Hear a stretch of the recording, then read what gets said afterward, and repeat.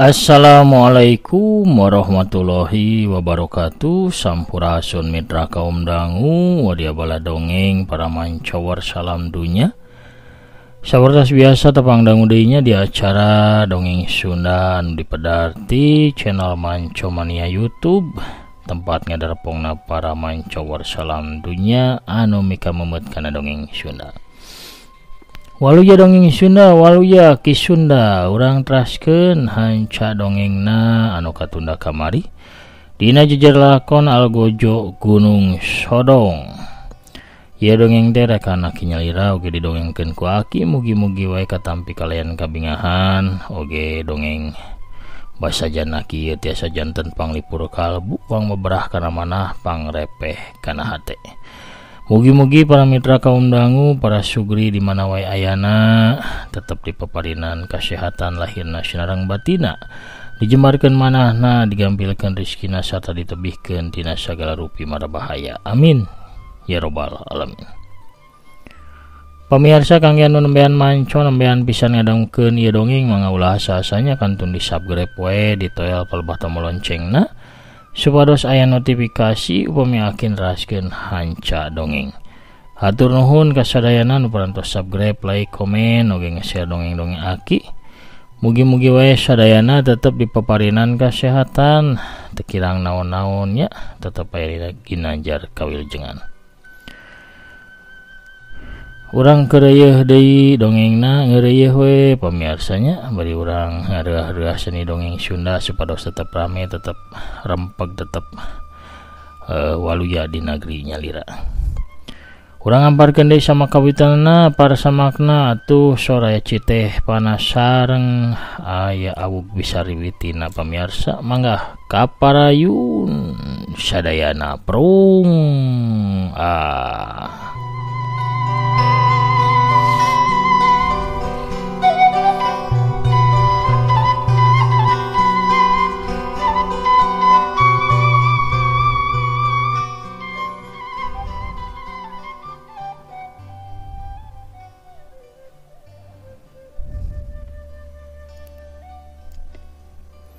Kisuk malalana Ki Ageng Wangsa Wiratama sarta murid-murid ti dua paguron teh ngariung di rohangan utama.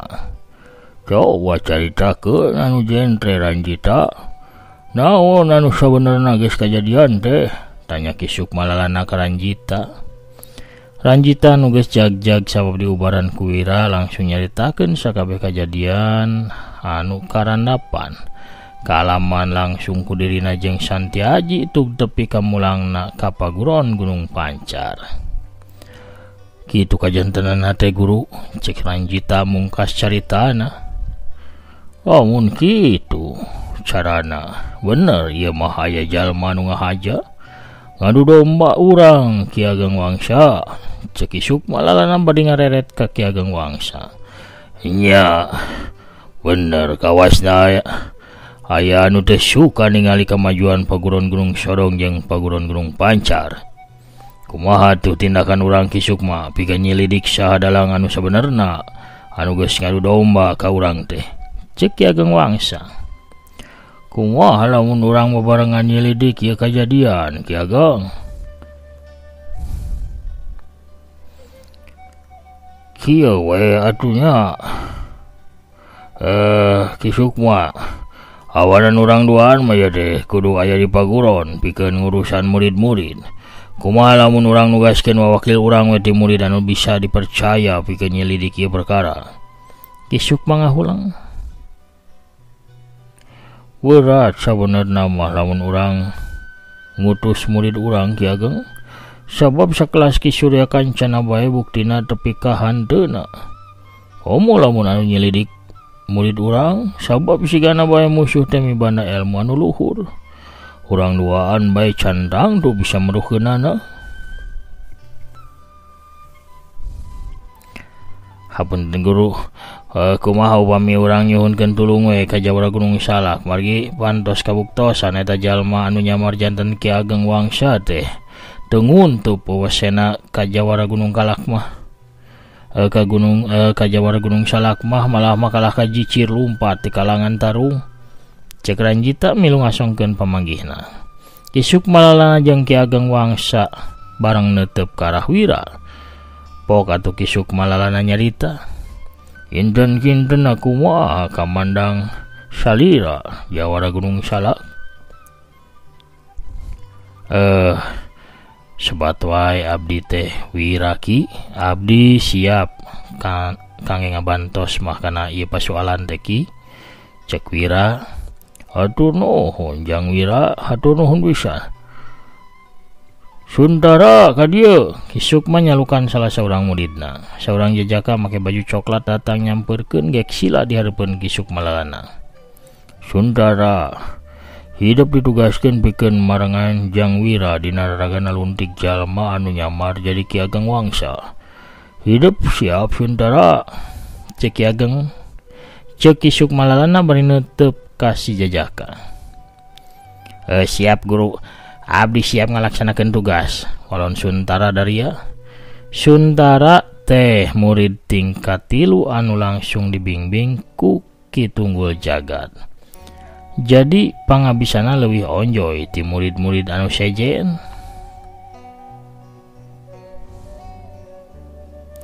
"Ayeuna mah Suntara sarta Jang Wira wayahna ngiring ka Gunung Sodong.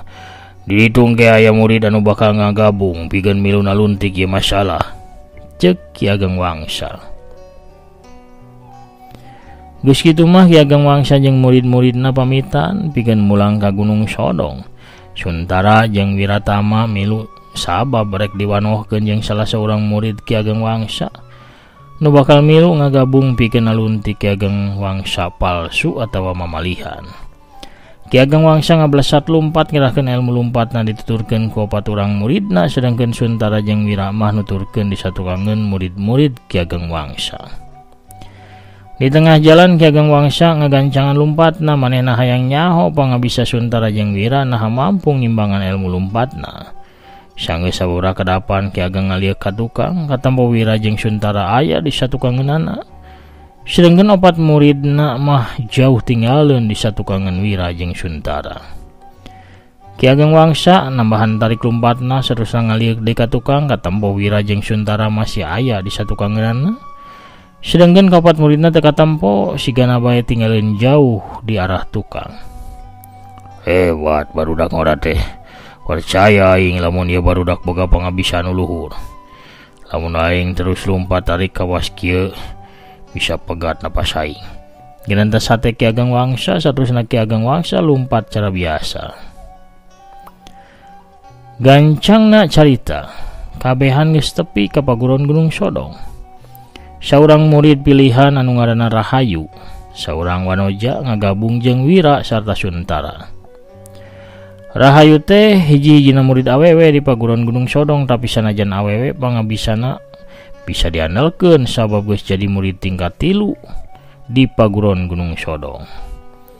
Sanggeus Rahayu ngagabung mah 3 urang budak ngora teh atuh terus lumampah nuju ka arah ngilasna Algojo Gunung Sodong mamalihan anu harita jicir sawaktu adu hareupan jeung Wira.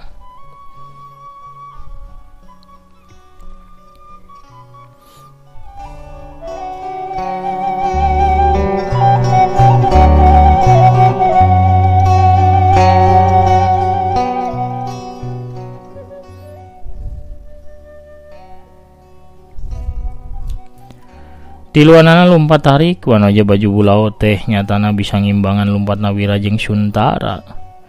Sanggeus lumampah sapopoe. Nu tiluan anjog ka sisi hiji leuweung.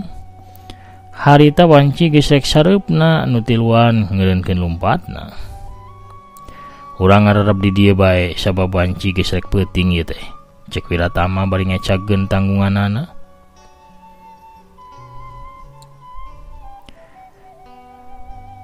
Kuring tadi ningali aya walungan leutik di belah kidul. Tungguan di dieu kuring rek ngalacai heulanya.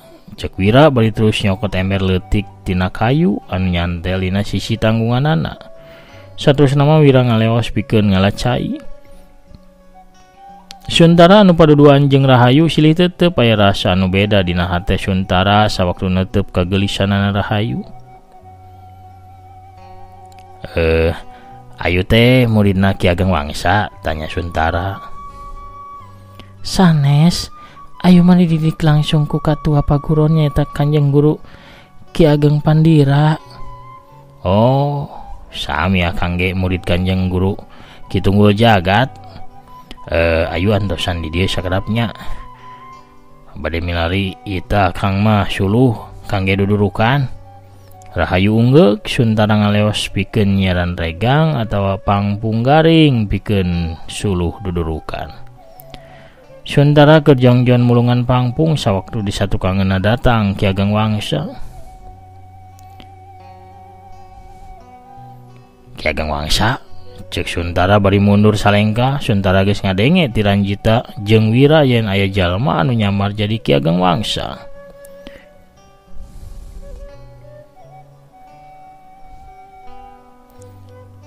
Suntara, kumaha we janana geus kapanggih jalma anu geus mitna kaula, cek si lalaki jangkung anu kumisna kandel. Rupana sarua pisan jeung Ki Ageng Wangsa. Bari manehna terus ngalengkah ngadeukeutan ka Suntara. Suntara nitenan Ki Ageng Wangsa ti handap tepi ka luhur. Nah, Ki Ageng Wangsa geuning aya di dieu, Suntara tumanya dina jero hatena. Kaula maklum lamun anjeun ragu Suntara, sabab kaula memang geus aya anu mitnah. Cek Ki Ageng Wangsa bari terus ngalengkah.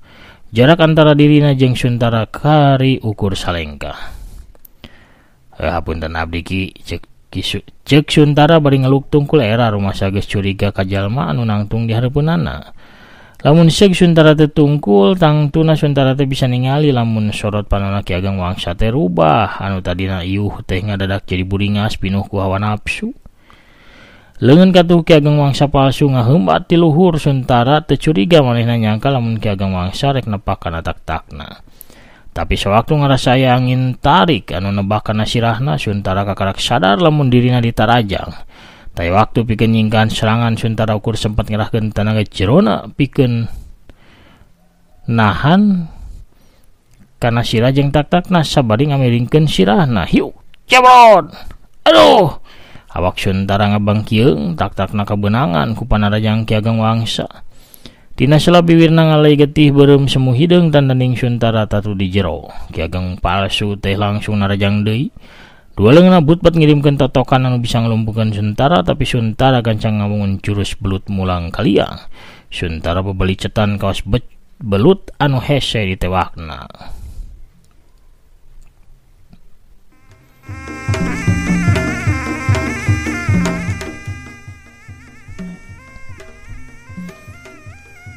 Ringas oge ye beunceut teh, ceuk Ki Algojo Gunung Sodong bari ngarubah gerakanana. Dua leungeunna ayeuna mah ngawangun peureup anu ngablesur ngarah dada jeung sirahna Suntara.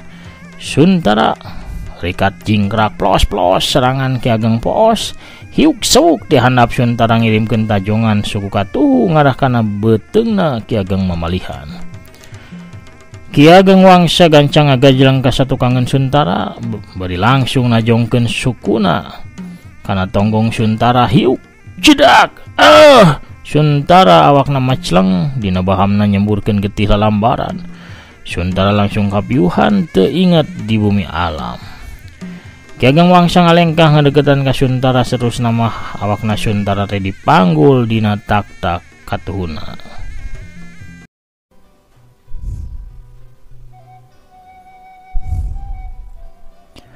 Sedengkeun Wira anu balik mawacai teu manggihan sasaha di tempatna tadi reureuh. Ukur aya tanggunganana we, sedengkeun Rahayu jeung Suntara teu katempo.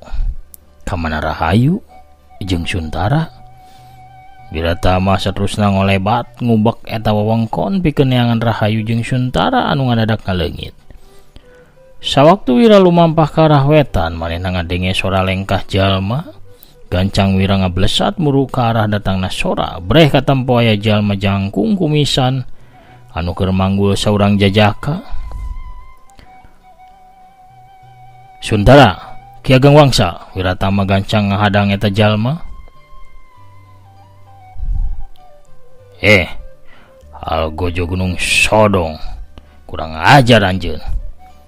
Jawara Gunung Salak deui anjeun nyampuran kana urusan kaula. Algojo Gunung Sodong katempo reuas manehna anu geus apal kana kahebatan Jawara Gunung Salak culang cileung neangan pilumpateun. Montong kabur sia tarima hukuman anjeun. Wira anu geus keheul langsung ngawatak tanaga inti saepina. Dina awakna kaluar halimun ipis warna bodas anu nyebarkeun hawa tiis anu kacida nyecapna. Blesat. Wira ngablesat bari langsung ngirimkeun tenggelan sodor kejona anu ngarah kana dada Ki Ageng Wangsa mamalihan.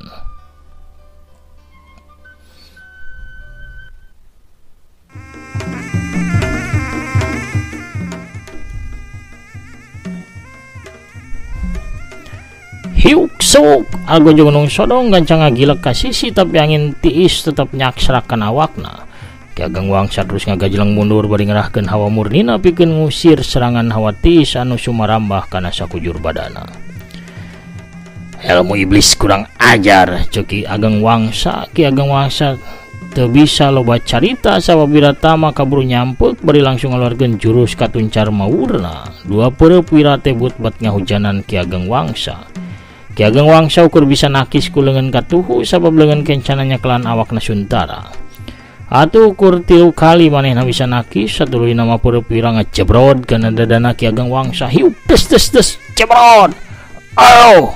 Ki Ageng Wangsa ngagero awakna mecleng kitu oge badana Suntara leupas tina panggulanana. Tapi sawaktu Wira rek muru deui ngadadak kadenge sora anu seuri. Sorana melengking tarik bari ngandung tenaga jero. Atuh gancang Wira teh ngerahkeun hawa saktina kana ceulina pikeun nahan serangan liwat sora anu seuri. Teuing ti mana datang ngadadak geus aya saurang nini nangtung di hareupeun Ki Ageng Wangsa. "Gancang ingkah ti dieu blegug," ceuk eta nini ka Ki Ageng Wangsa. "Nyai Sarundeng, untung anjeun teh datang." Paroman Ki Ageng Wangsa anu geus pias teh jadi marah-mahi deui. "Gancang ini dia," cek sini nini anu bieu disebut Nyai Sarundeng ku Algojo Gunung Sodong. "Rek lompat ka mana sia? Bakal diberi ku kuring mah." Wira tama ngagajelang maju.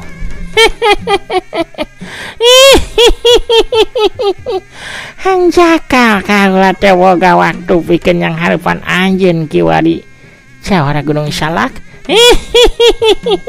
Bluwer. Sini nini teh maledogeun bola bodas sagede indung suku ka arah Wiratama. Bledug. Bola warna bodas teh ngabledug bitu ngadadak di eta tempat dipinuhan ku haseup kanal warna bodas anu bau. Haseup racun. Wira anu dilimpudan ku haseup gancang ngagajelang mundur ngajauhan bari nutup jalan napasna. Saterusna Wira teh ngadorongkeun 2 dampal leungeunna ka hareup. Hiuk hiuk hus. Hut gelebug. Tina 2 dampal leungeun Jawara Bajigur Sakti. Niup angin badag anu kacida tiisna. Angin tiis nyapu satna meraikeun haseup bodas. Tapi nini jeung Ki Ageng Wangsa sarta Suntara geus teu katempo deui aya di dinya. Wiratama teu kaburu ningali ka arah mana lumpatna nini jeung Ki Ageng Wangsa anu geus ngiwat Suntara. Saha atuh anu nyamar jadi Ki Ageng Wangsa? Kumaha nasibna Suntara jeung Rahayu? Pamiarsa sadayana carios Algojo Gunung Sodong teh dicekapkeun tamat duwi ka dieu. Cariosna masih manjang, masih nyambung kana judul masih dina serial Wiratama si Jawara Bajigur Sakti. Nyaeta gerombolan leuweung hideung terasanana. Terasan Algojo Gunung Sodong teh ka dongeng anu judulna Gorombolan Leuweung Hideung. Insyaallah dipedar diteraskeun ku akinya ka Gorombolan Leuweung Hideung. Sakitu heula panginten dongengna anu tiasa kasanggakeun sonten ieu pamirsa.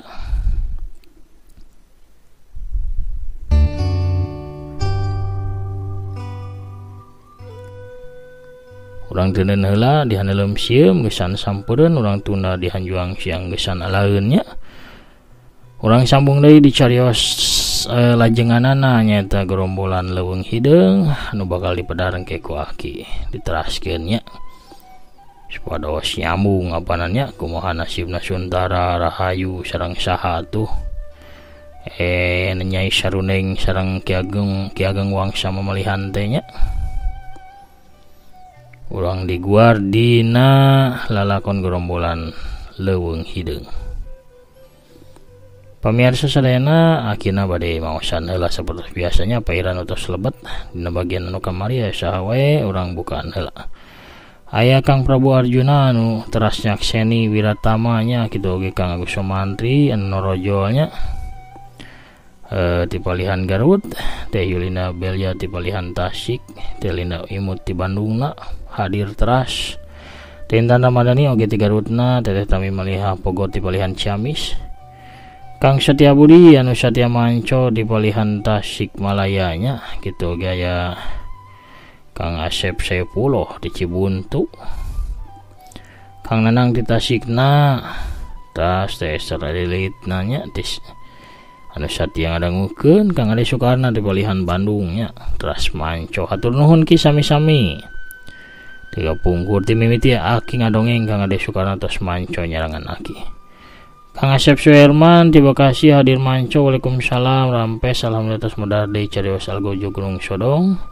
Hatur nuhun Aki mugi Aki ayeuna kawijigan sareng kauliaan amin ya rabbal alamin. Mana oge waalaikumsalam alhamdulillah Manco teras. Kang Rudiat channel assalamualaikum kita sik hadir ki mugi sehat amin. Asraful Rohman sumuhun ki teh Rina teh nya ti Oman ieu abdi di subscribe deui da ti payun YouTube na ka format janten dibarukeun deui sumuhun ti Oman Satya Manco. Aya Teteh Hanita Parel ti palihan Karawang mana Karawang Taiwan. Teh Cici Tasik Selatan hadir saudara. Teras saya Kang Jaya Sumpana di Jakarta Timur Manco teras. Waalaikumsalam rampes mugi Aki sakeluarga sinarang Manco mania aya dina kawijigan sehat walafiat disieurkeun rezeki anu halal sareng barokah holi dongeng Sunda walu Aki Sunda. Aya Bisarwiti di Cimahi. Kang Hamba Sukandi saurna Bisarwiti di Cimahi mah tos pake roda dagang awug teh lengkep cenah aya candil putri noong bubur lemu sakotang muhun leres pisannya. Gitu. Kang Heni Rustandi ti Jepara Manco sor ngalalakon deui jelang Bisarwiti cenah. Kang Didin Saripudin atur nuhun ki salam ka para Manco mania ti Palembang sumuhun. Kang Rastim Haji mugi atur nuhun. Aya Hanif ti Cianjur hadir Manco atur nuhun dongengna Abah rame pisan atur nuhun pami katampi nya. Di Batu Jajar aya Kang Agus Wadiningrat sehat walu Yaki alhamdulillah Wiratama tos dongkap nyunkeun bajiguna Kang Olandong haus mangga. Di ieunya di online keun. Pamirsa sadayana sakitu heula pangintennya anu tiasa kapihatur. Aki namit mungkur heula. Algojo Gunung Sodong tamat dugi ka dieu di sambung ku gerombolan leuweung hideung. Aki namit mungkur assalamualaikum warahmatullahi wabarakatuh. Permios jaga rengse.